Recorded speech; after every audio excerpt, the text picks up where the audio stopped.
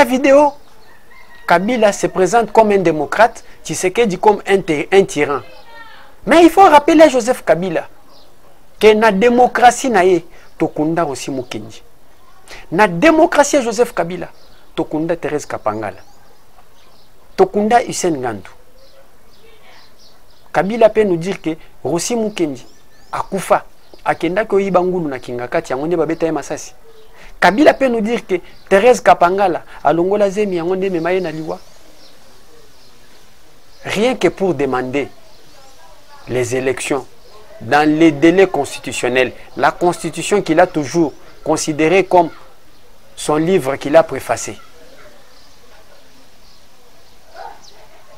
Mais na démocratie à Tshisekedi, na dictature à Tshisekedi, tout le monde a bachadari bazo tambola basimbani na maboko na babouteille ya mai avec des médecins dans des véhicules. Tout le monde ba militant ya Martin Fayulu bazo senga bazo zo mabanga bazo bamba ba policier olie ba policier babeta bango masasi mais bango bazo bamba ba policier mabanga la dictature à Félix Tshisekedi. Mais je préfère la dictature de Félix Tshisekedi que la démocratie de Joseph Kabila. Dialogue à Senko eza lokola match entre Vita et Mazembe, mais ba joueur à Mazembe bazo réclamer match. Balobito beta match. Mais match wana condition qu'ezala arbitré par Jean-Jacques Ndala, l'arbitre international congolais. Au lieu que fédération ait choisir arbitre, c'est Mazembe qui choisit l'arbitre. Est-ce que quand il y a Vita Bako sepela na match wana? Biso pe nanga muna biso to bito kendo tala Jean-Jacques Ndala o balobi ke atala asala nini arbitre match. Toke ko tala Jean-Jacques Ndala tokuti ke yende muto asalela ka Mazembe bakisi. Il y a match, chers amis. Est-ce que tokuki kondima match wana betama entre Mazembe na Vita arbitré par Jean-Jacques Ndala? Je crois que bao bazana monde sport bakolingelo ko naté. C'est ce que nous vivons avec le dialogue de la Senko. Le dialogue de la Senko qui est organisé, qui est demandé par l'opposition congolaise. Au lieu, oui, il faut te vendre. La communauté internationale va choisir médiateur. Bangomoko va choisir médiateur qui est l'église catholique, qui est la Senko. La Senko là représentée par 3 personnes, Filiance Mouteba, Abbé Cholé, na Om Susu Cardinal Ambongo. Tokende mupanzi na bango totuna.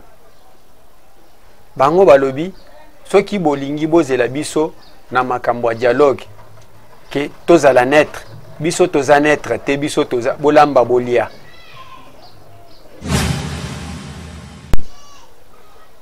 Bonjour, bonsoir et bienvenue dans notre magazine Café Politique.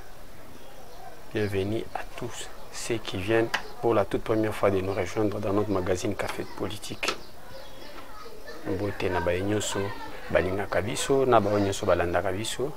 Merci na puinyoso obopesa kabiso, appui financier, conseil, appui matériel na puinyoso obopesa kabiso. Merci beaucoup. Boze belé moyen na tanga moko na moko ezate.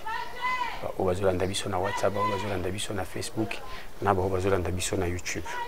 Ceux qui appellent mbala liboso kolanda biso, na sengo s'abonner na chaîne biso, quel que soit sur YouTube, sur Facebook ou sur obazolanda biso na WhatsApp. Vous partagez per émission na biso ndenge bosala kango à tout moment. Merci chers abonnés. Lelo tozana 3 points au tokolobela na kati ya magazine na biso lelo. Le premier point, tu as abordé point où Italie rencontre Tshisekedi Kabila et Tshisekedi Fayulu au Yamkola Lobby.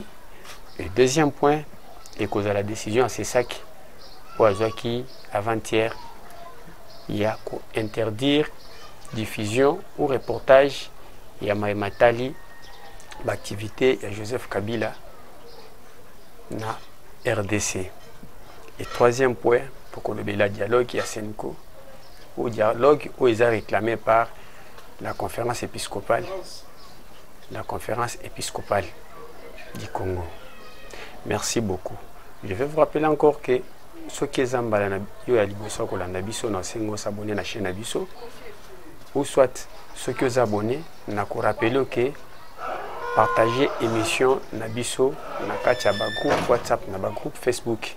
C'est la seule façon où il y a soutenir Bisso. Merci beaucoup.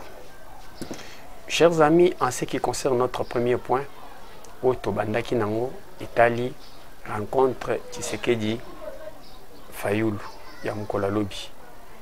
Si vous prenez un balandaka biso, nakati ya speech na biso, nasina lobelango, et surtout, n'attend y agression ne bandeli. J'avais dit dans l'une de mes émissions que, n'appelle ça exemple, il y a Ukraine. Tant Russie a agressé l'Ukraine, on a vu les Ukrainiens de tous bords, de toutes tendances. Ba obazaki libanda mboka, bazongaki na mboka, ba obazaki na kati ya mboka, que ce soit dans l'opposition, que ce soit dans le gouvernement, basanganaki rien que pour na kobundisa Russie. C'est ce qu'on avait voulu voir en ces temps pour la RDC. Ba tendance opposition, majorité ilinga kezalate, balinga ki basangana, batu nyonso basangana bazali loba moko pona kobundisa agresseur qui est Paul Kagame. Mais tant qu'au Congo, on a été infiltré. Ceux qui nous agressent pendant 30 ans, basala plan na bango. Ya kozwa ba infiltré, ba étranger, côté la biso na mboka, ba changer ba koma ba congolais. C'est ce qui a fait que nous soyons divisés. Aujourd'hui, bah secret bandio bima. De tous bords. Et tout ces secrets autozo monango lelo. Dans plusieurs de nos vidéos, Natiela Bino, bah témoignage jonga nazanango. Concernant M. Kabila, que c'est un étranger. Il y a ceux qui disaient que oyo balingaka yete ceux qui bazaka kamutwaza pembeni azana yete à tout moment balingaka kopesa ba attribuer ba nationalité na batu o bazaya bangote. Mais on vous avait dit que pour nanini, il y a des Congolais parmi nous qui ne sont pas avec le gouvernement. Mais pourquoi ces gens-là ba pesa ka bango ba nationalité té? Alors, aujourd'hui, combien on dit malelo? Makamboto bandaki loba, bandakala. Qu'est-ce que nous avons constaté? Aujourd'hui, si Martin Fayulu est allé rencontrer Félix Tshisekedi, ils ont quoi bien, ils ont kamboa bien. Mais, moi je sais une chose en politique. Si on te montre une montagne ou une cabane, ne regarde pas la montagne, ne regarde pas la cabane. Tala elokoni nwezasima ya ngomba o bazola kisayo. Ne makambo bisoto yeba na politique. Que cache la rencontre Fayulu Tshisekedi. Ce qui n'a pas la sortie médiatique à Martin Fayulu. Tous ces derniers temps, n'a pas communiqué au Basignaki, na Moïse Katumbi, Joseph Kabila, Délice Sanga et consorts. Babanda qui consistait sur les dialogues. Je crois que Togolo Bélan a un troisième point. Mais les autres, Martin Fayulu a sauté. À Keiko Koutana Félix Tshisekedi. Est-ce que ça initiative propre naïe? Batindi était. On a le quoi tozana ne bandeli. Moi, to commenter, to analyser, to tchaba prétention exatée. Mais, comme un analyste politique avisé, je sais très bien que c'est après avoir été essoufflé que Martin Fayulu est allé rencontrer Félix Tshisekedi.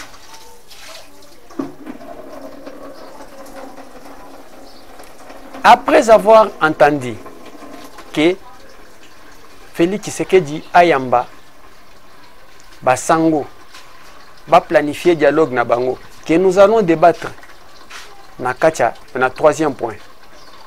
Amoni azobeta bango kara, amoni ke mikolo ezokende. Raison pour laquelle il s'est précipité pour aller rencontrer le président de la République. Et alobeli yango na sorti na ye, alobeli yango. Na okota na ba polémique teke Martin Fayulu pendant que Bengue président élu, on a zoomé dans les réseaux sociaux et comment il est allé là-bas tant que président y est télémina okota na makambo na ti.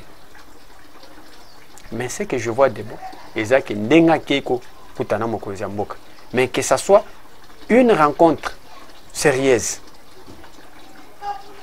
Là, nous allons applaudir. Chers amis, il y a un deuxième point que nous allons débattre. Et la décision, c'est ça.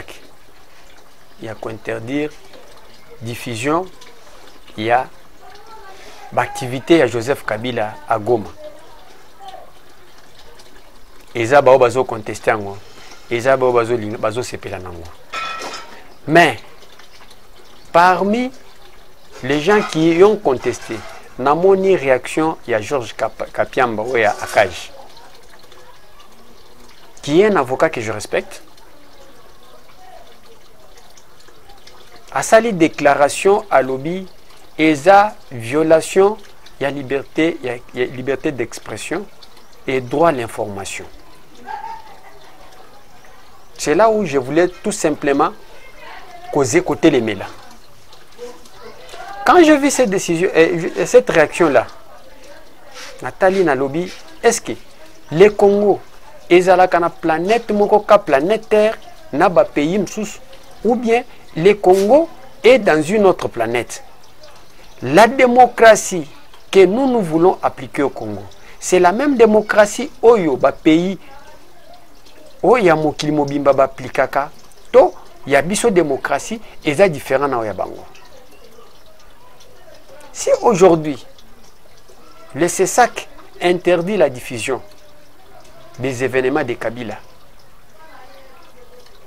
et on qualifie cela de la violation, il y a liberté d'expression ou soit droit à l'information. Tous on a des pays où il y a vieille démocratie, comme les États-Unis.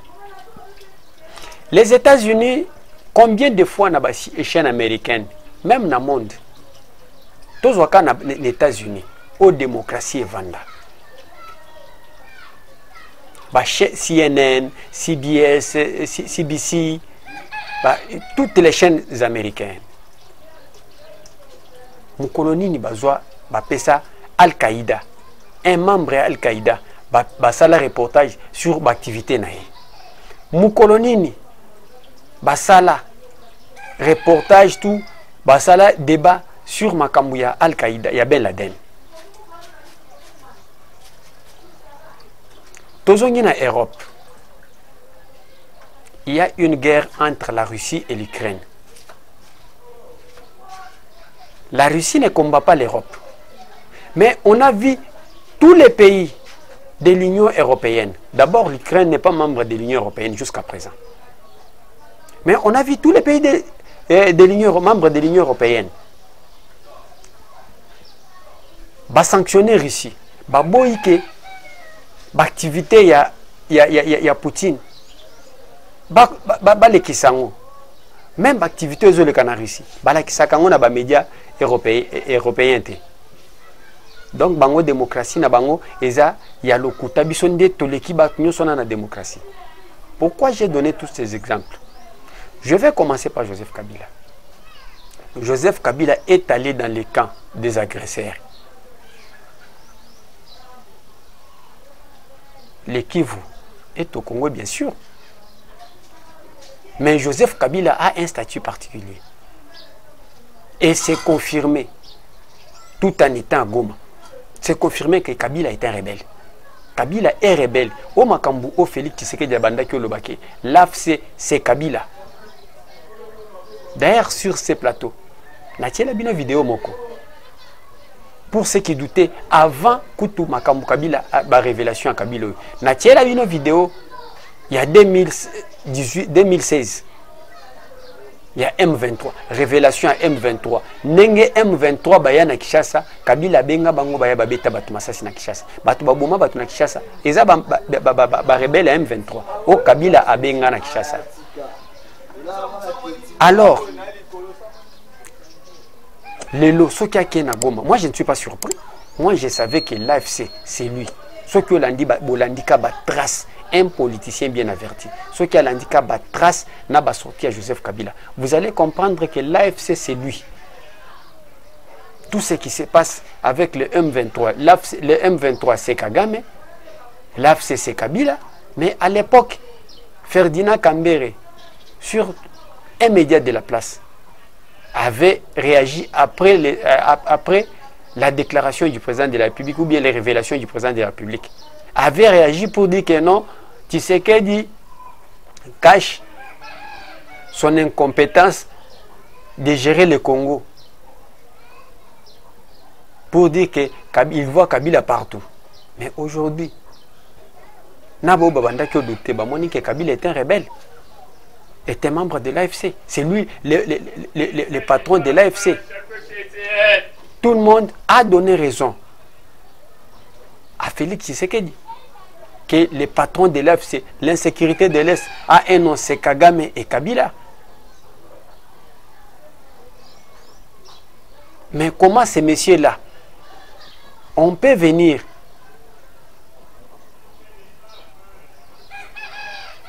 diffuser ces activités à Kinshasa? Mais c'est impossible. J'ai suivi sa vidéo de 45 minutes où le Baki Makambouébélé, où il a prétendu être démocrate. Dans cette vidéo, Kabila se présente comme un démocrate, Tshisekedi comme un tyran. Mais il faut rappeler à Joseph Kabila que la démocratie naie, Tokunda aussi Mukenji. Na démocratie Joseph Kabila, Tokunda Thérèse Kapangala, Tokunda Hussein Ngandou. Kabila peut nous dire que Rossi Mukenji, Akufa, Akenda Koyibangulu na Kingakati, Yangonde Babeta Masasi. Kabila peut nous dire que Thérèse Kapangala, Alongola Zemi, Yangonde Memaye na Liwa. Rien que pour demander les élections dans les délais constitutionnels, la constitution qu'il a toujours considéré comme son livre qu'il a préfacé. Mais na démocratie à Tshisekedi, na dictature à Tshisekedi, tout le monde a bachadari bazo tambola basimbani na maboko na ba bouteille à maille avec des médecins dans des véhicules. Wana na dictature à Félix Tshisekedi. Na dictature à Félix Tshisekedi. Tomoni ba militant ya Martin Fayulu bazo senga bazo za mabanga bazo bamba ba policier olie ba policier babeta bango masasi mais bango bazo bamba ba policier mabanga na dictature à Félix Tshisekedi. Mais je préfère la dictature de Félix Tshisekedi que la démocratie de Joseph Kabila.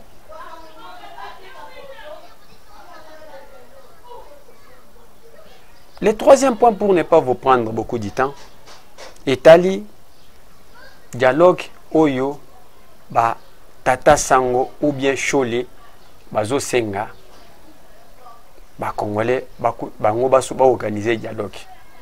Je vais commencer par dire à monsieur l'abbé Cholé que ba Congolais bazaka na problème te baza ko kabwana te, ce sont des politiciens qui sont divisés.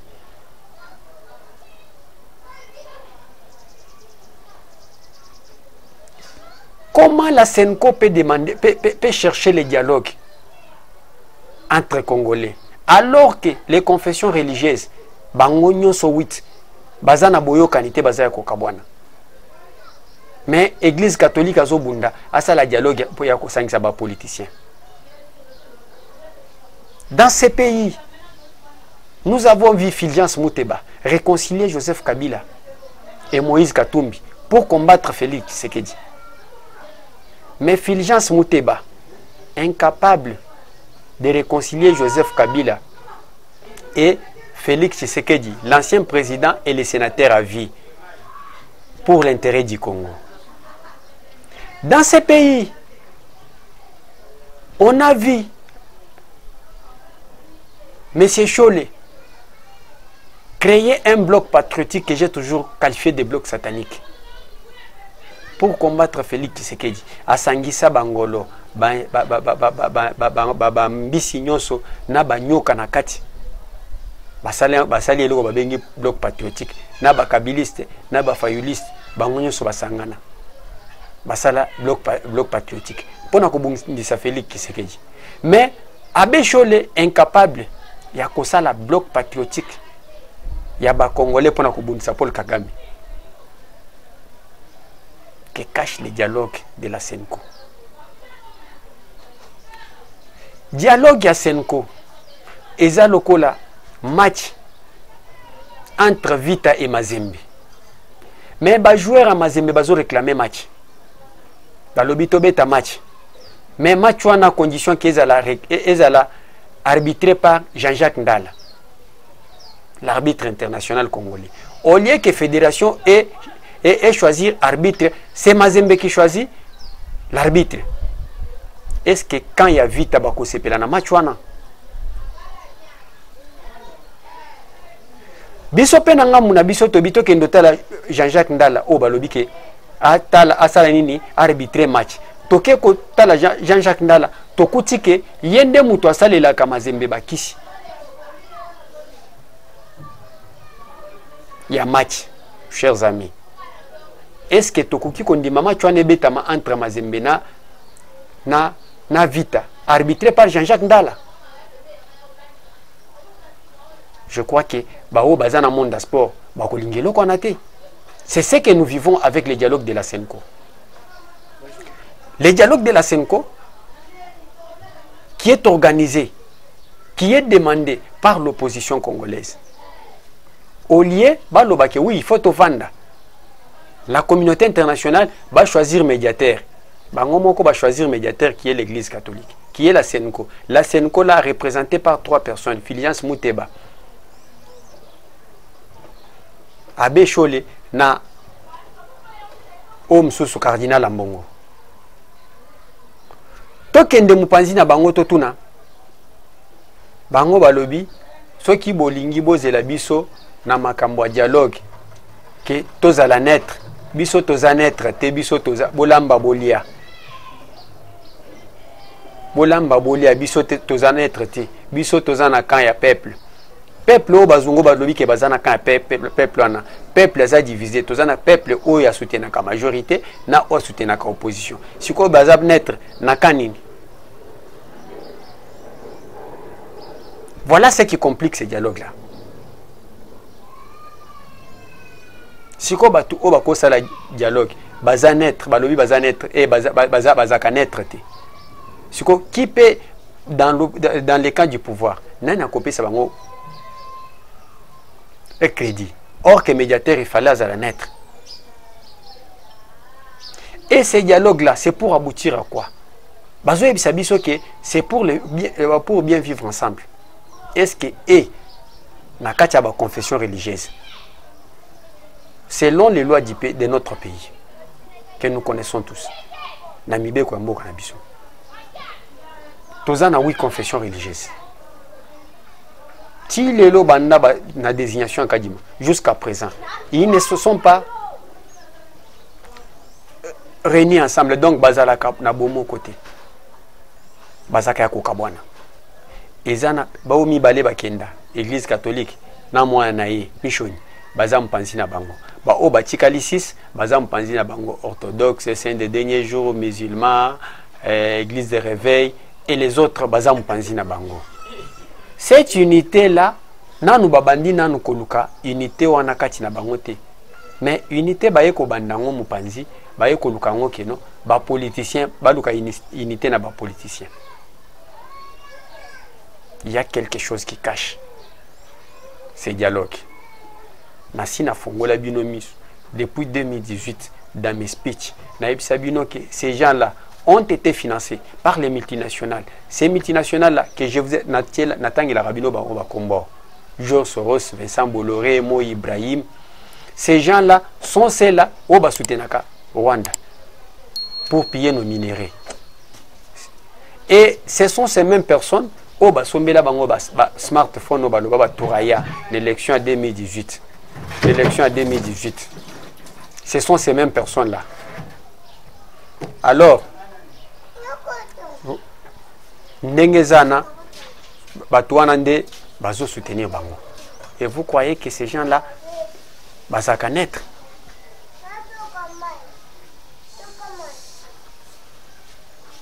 Raison pour laquelle bon mon gouvernement a un dialogue au Yabango. Dialogue au Bango Bazosinga. C'est pour une fois ba multinational batindi Bango, c'est pour que ba dédouaner Kagame na makambozo le kana est. Vu les sanctions où ils ont tombé sur hier, il faut dédouaner Paul Kagame. Et comme Abatunion va considérer que le problème c'est le Congo. C'est un problème du Congo. Alors, Bandeko, je ne peux pas vous prendre beaucoup de temps. Naebike, to sukiwana. Na wasenga bino, soki zambala liboso ya kolanda biso, s'abonner na chaîne biso, tia like et bon continuer à partager vidéo na biso. Je crois soki nzamba bateli biso, lobby tokoya na numéro msusu. Il y a bien, ils ont dit qu'on a bombé les bino, il y a bien. Le bito okutana pour nous sur là, je crois. Tokotala makambo oya. Mais gouverneur ya ville à Kinshasa Daniel Bumba. Je crois que le binde tokoya nango à moins qu'information msusu et ya oyo kosenga ke to le belango mukolo lobby. Merci beaucoup et à très bientôt.